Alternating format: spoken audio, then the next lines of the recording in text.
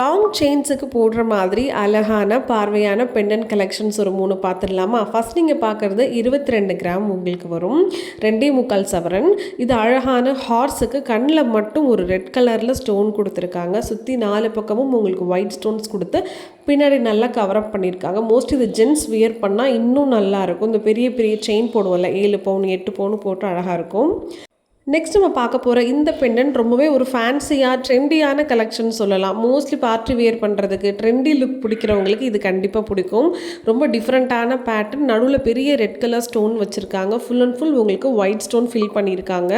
So இது வந்து கரெக்டாக உங்களுக்கு 10 கிராம் வருது. ஸ்டோன்ஸ் எல்லாம் எடுத்துட்டாங்க அப்படின்னா உங்களுக்கு 9 கிராம் மட்டும்தான் வரும். ஸோ மிடில் செயின் இல்லை லாங் செயினுக்கு நல்லாயிருக்கும். இது எனக்கு ரொம்பவே பிடிச்ச ஒரு ட்ரெடிஷ்னல் மாடர்ன் செயின் தான்.